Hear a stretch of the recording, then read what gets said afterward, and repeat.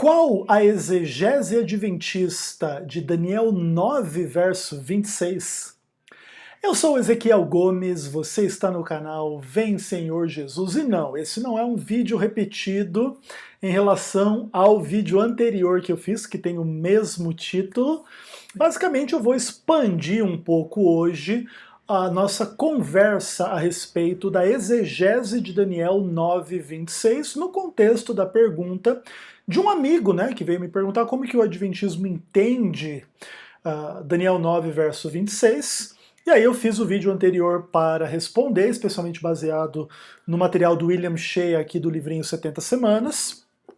Inclusive esse livro aqui está esgotado, tá pessoal? Mas parece-me que a Unispress vai relançar a série da Arcon completa ainda em 2021. E aí quem não tem vai poder ter acesso, cobrem lá a Unispress para que façam esse material precioso, muito legal mesmo, tá bom?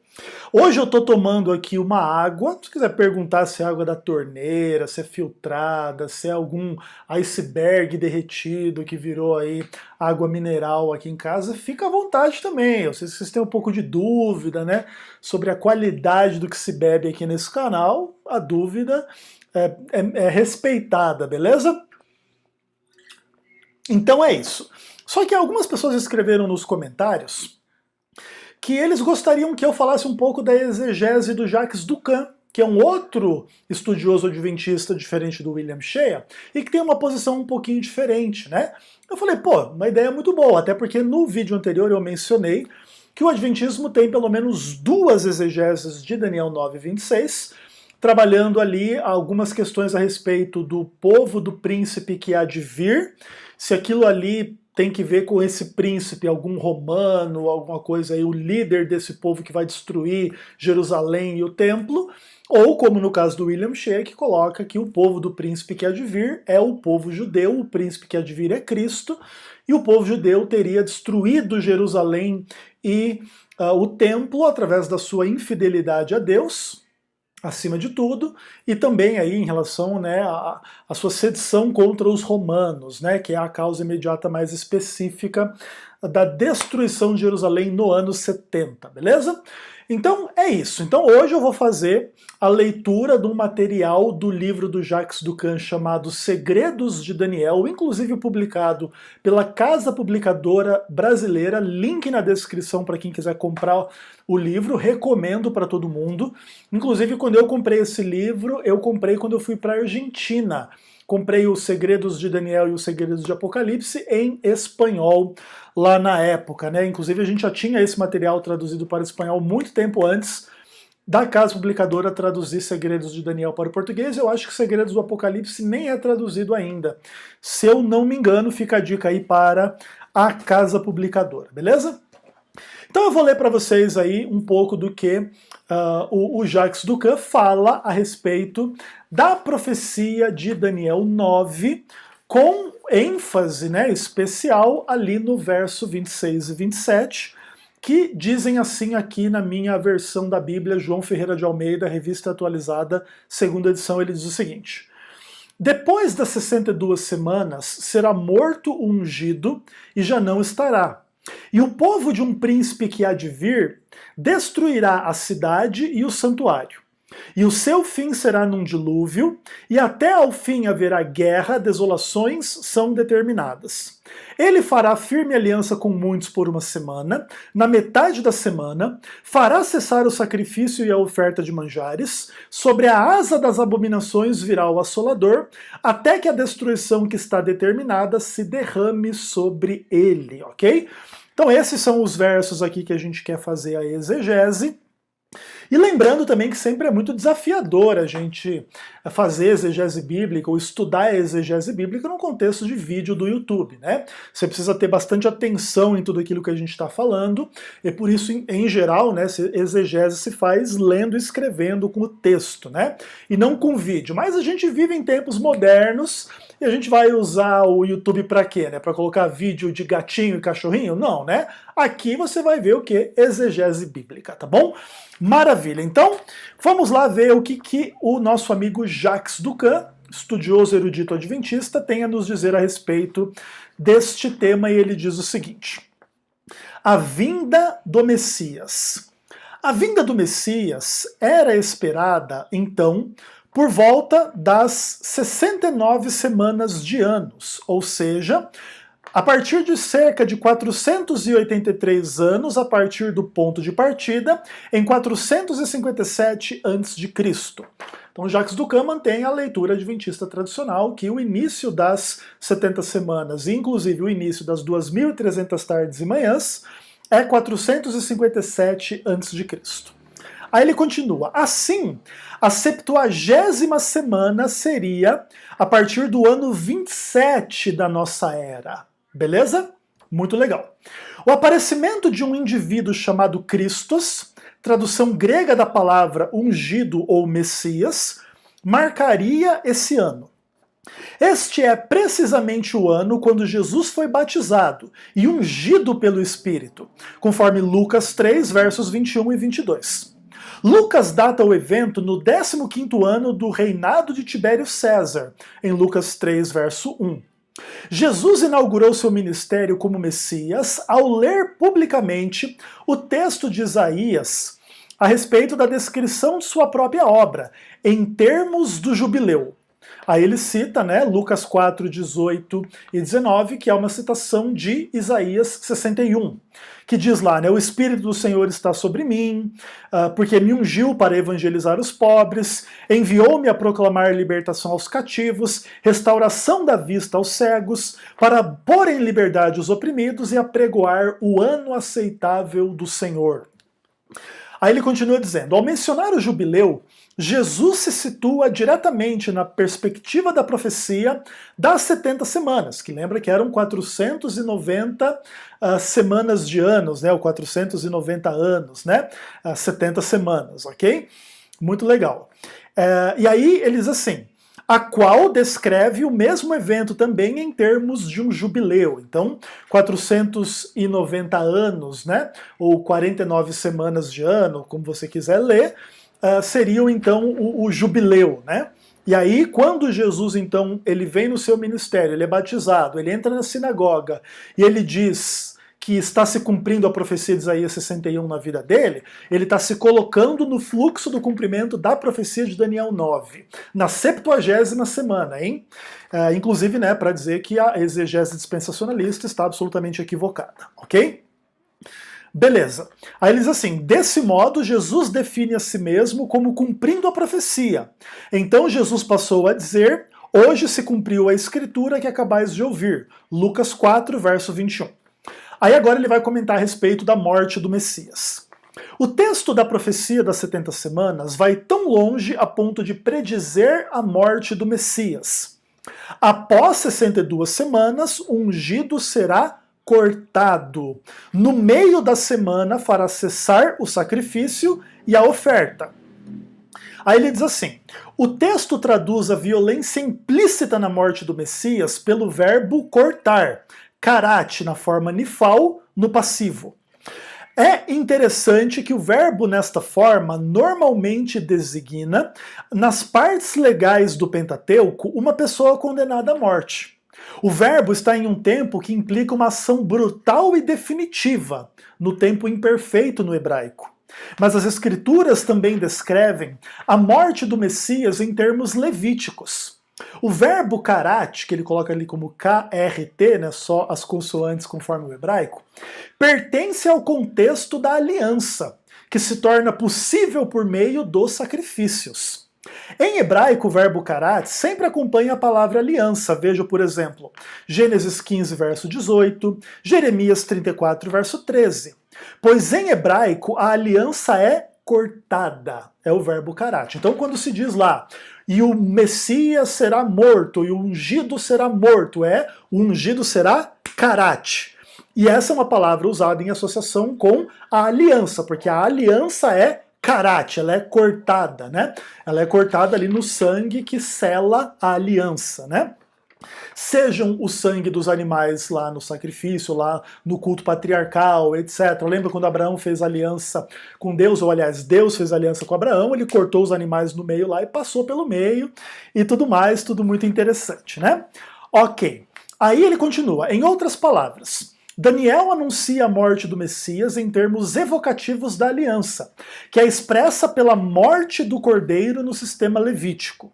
A introdução da profecia das 70 semanas já alude a isto, e sem mencionar, aliás, a introdução da profecia já alude a isso ao mencionar a expiação do pecado. Daniel 9, verso 24. Assim, a profecia identifica o Messias como o sacrifício da aliança. Semelhante ao cordeiro, sua morte tornava possível a aliança e garantia o perdão divino. Tudo isso era uma linguagem que os israelitas, vivendo no contexto onde o sacrifício era parte da vida diária, poderiam entender facilmente. O profeta Isaías usou as mesmas palavras ao descrever o servo sofredor, que não representa nem Israel nem o profeta, o qual também precisa morrer como um cordeiro a fim de garantir o perdão e a salvação. E aí ele cita Isaías 53, versos 6 e 7, que diz lá que o Senhor fez cair sobre ele a iniquidade de nós todos, ele foi oprimido, humilhado, não abriu a boca, como o cordeiro foi levado ao matadouro, como ovelha muda perante os seus tosqueadores, ele não abriu a boca. Assim não é de surpreender que os judeus no tempo de Jesus reconhecessem o Messias como o Cordeiro de Deus, que tira o pecado do mundo. Interessante, né? Ele cita lá João 1, verso 29. Né? Então essa linguagem, né, de Jesus como cordeiro que tira o pecado é muito interessante e evoca, né, toda a discussão da aliança, do santuário, dos sacrifícios e tudo mais. E aqui está Daniel 9 colocando claramente as questões na 70ª semana, Jesus morrendo como um cordeiro sacrificial que faz uma aliança e que, por isso, né, faz cessar os sacrifícios no templo terrestre que deixam de ser necessários. Né? Então, quem enxerga nisso aqui o anticristo que faz um pacto com Israel e aí corta os sacrifícios do templo lá, do terceiro templo em Israel, simplesmente criam uma própria fantasia na sua própria mente, tá bom? Beleza.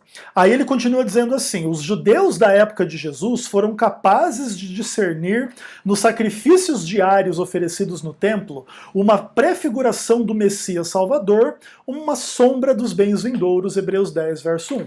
Aqui, naturalmente, o Jacques Ducan está falando de hebreus ou judeus cristãos, né? Então, aqueles judeus do primeiro século que creram em Cristo, identificaram Cristo como Cordeiro e discerniram, né, que os sacrifícios do templo eram uma prefiguração do grande sacrifício do Messias e Salvador, o próprio Jesus. Tudo bem? Beleza, aí ele continua. Consequentemente, a morte do Messias deveria resultar na anulação dos sacrifícios. Ora, onde há remissão destes, já não há mais oferta pelo pecado. É Hebreus 10, verso 18. Exatamente como o profeta Daniel havia predito. Fará cessar o sacrifício e a oferta de manjares. Daniel 9, 27. Portanto, a morte do Messias deveria ocorrer no meio da 70ª semana.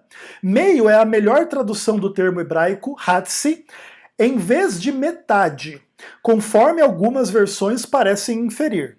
Em certos contextos, a palavra significa metade, porém numa situação que envolve um período de tempo, ela sempre significa meio, como é o caso de nossa passagem. Veja também Êxodo 12, verso 29, Josué 10, verso 13, Juízes 16, verso 3, Rute 3, verso 8 e Salmo 102, verso 24.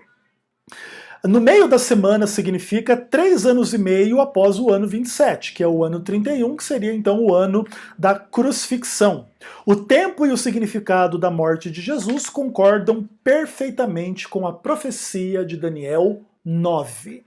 Então, muito interessante, ok? Deixando claro aí as discordâncias da exegese adventista em relação à exegese dispensacionalista e colocando Cristo no centro e no coração de Daniel 9, o Messias morto, beleza?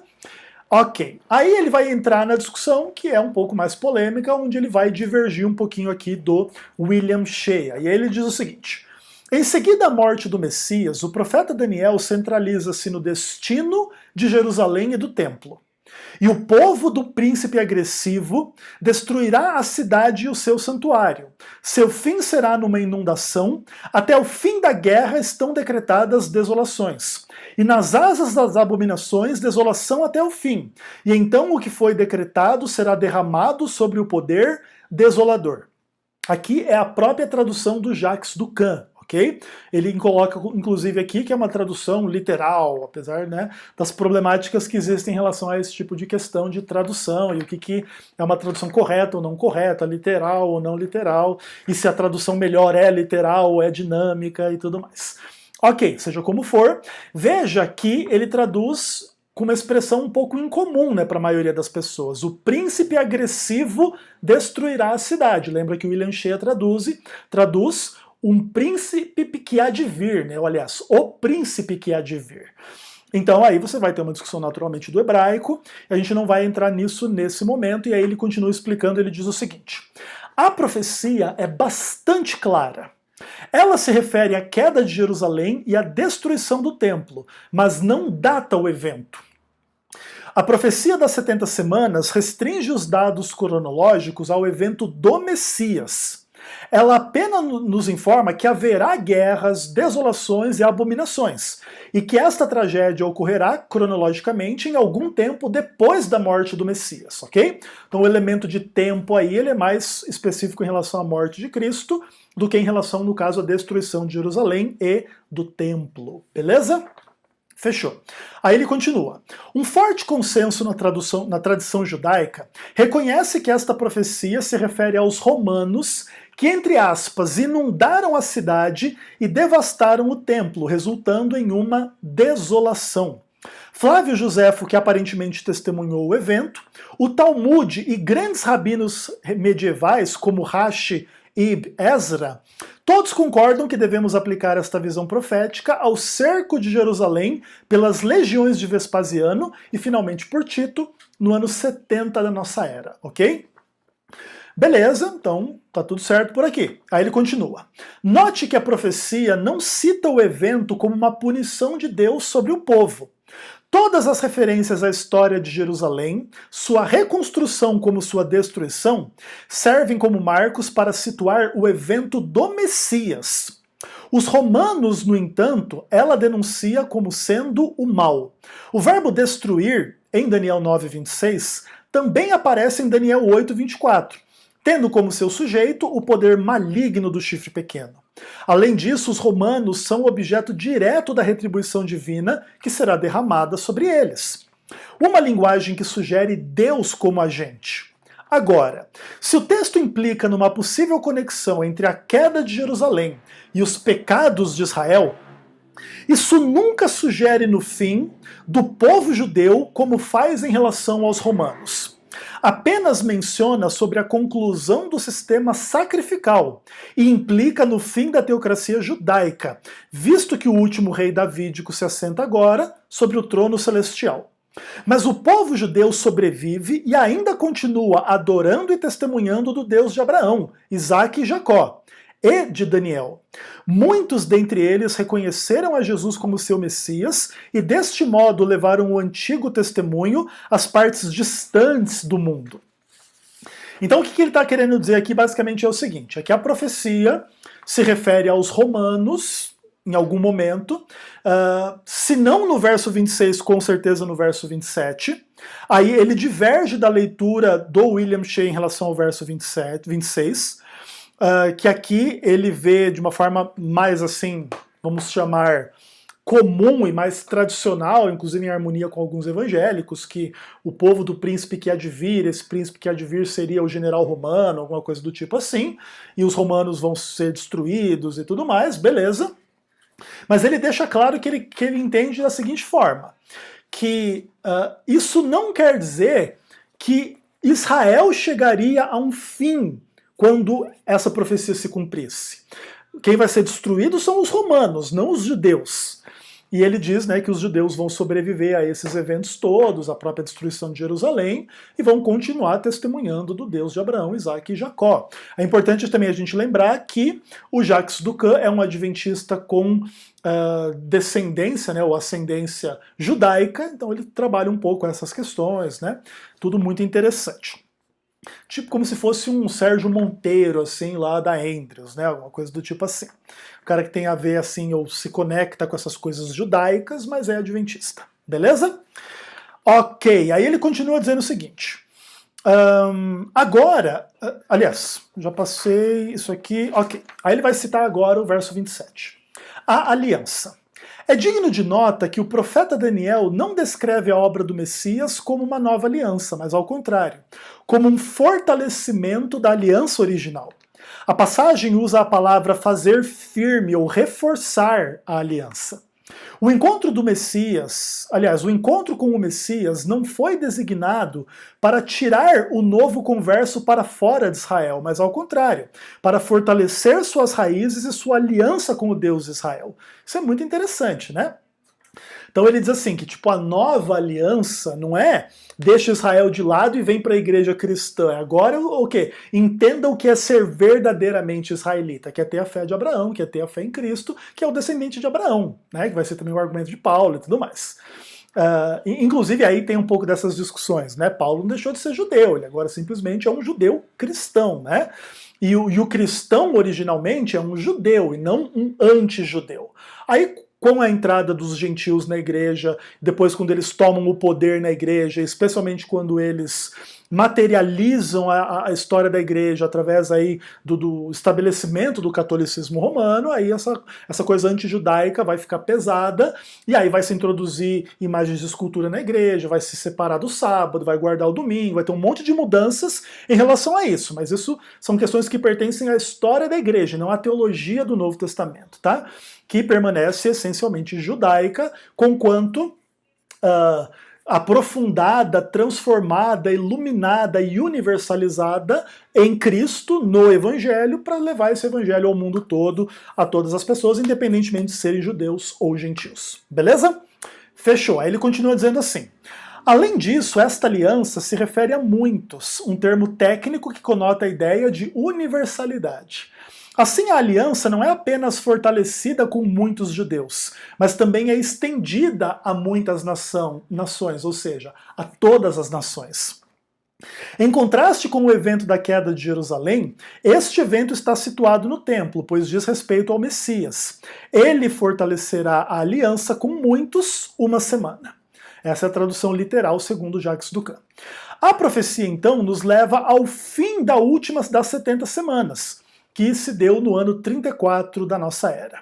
É interessante notar que essa data marca um evento que tem tido um impacto considerável na civilização, assim como tem sido um evento chave para a salvação da humanidade. Foi o ano em que a mensagem do Deus Israel explodiu para além das fronteiras da Palestina e alcança os gentios, os muitos há pouco mencionados. Em Atos capítulo 8, Atos capítulo 9, tem a conversão lá do eunuco, tem a conversão do Cornélio, quando Pedro recebe lá Cornélio, recebe a visão estranha lá, que vai instigar ele a pregar para os gentios, depois vem Paulo e aí vai universalizar esse treco, tá bom? Mas lembra que essa é uma mensagem essencialmente judaica. Quem é o Deus do cristão? É o Deus do judeu, é o Deus que criou o mundo em 6 dias, santificou o 7º, é o Deus que deu os 10 mandamentos, aquela coisa toda, né? Ou alguém pensa diferente.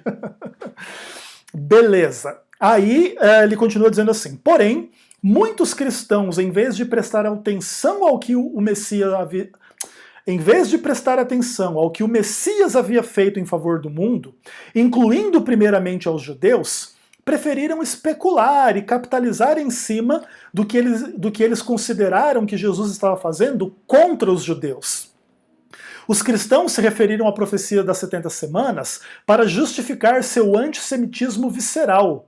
Ironicamente, a visão que fala de esperança e amor se tornou o pretexto para a pregação sobre a rejeição dos judeus, a maldição divina sobre os judeus, o ultimato de Deus contra Israel, quando em nenhum lugar do texto da profecia se sugere tal contexto e tal conceito.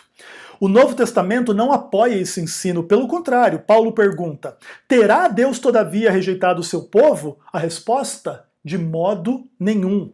Porque eu, Paulo, também sou israelita, da descendência de Abraão, da tribo de Benjamim. Deus não rejeitou o seu povo, a quem de antemão conheceu. Inclusive, isso é um ponto interessante, né?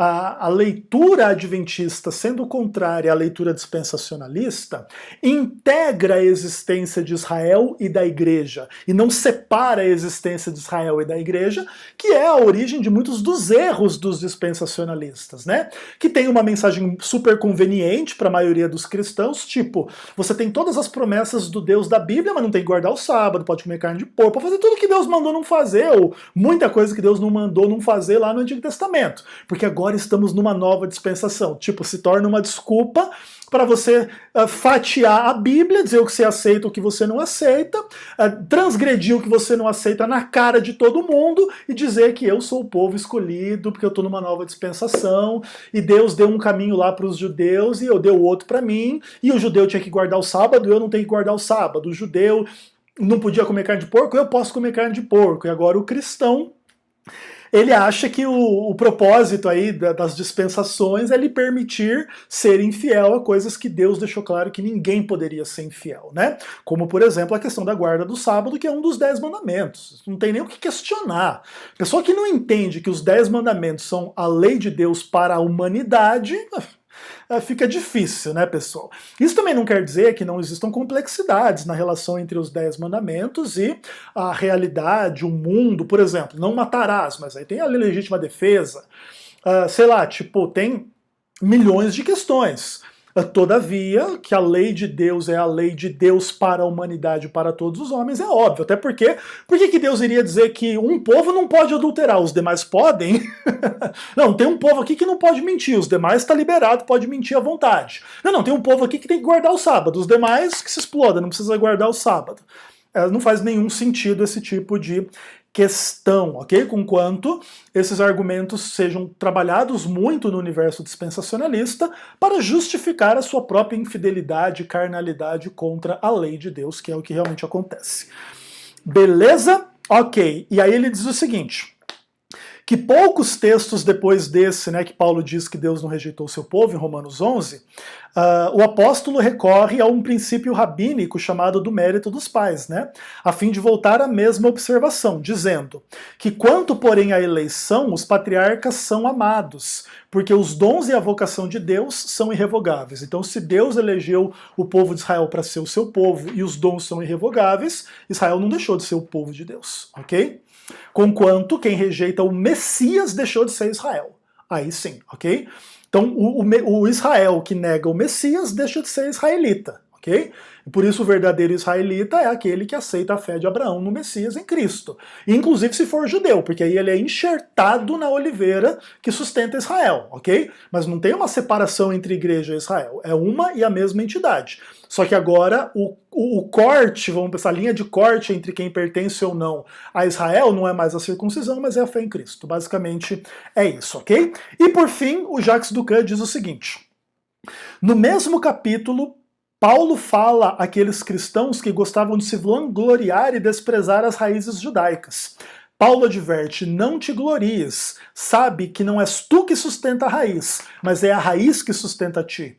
Romanos 11, verso 18. Aqui o apóstolo revela e denuncia uma força motriz por detrás do antissemitismo, um desprezo pelas raízes judaicas.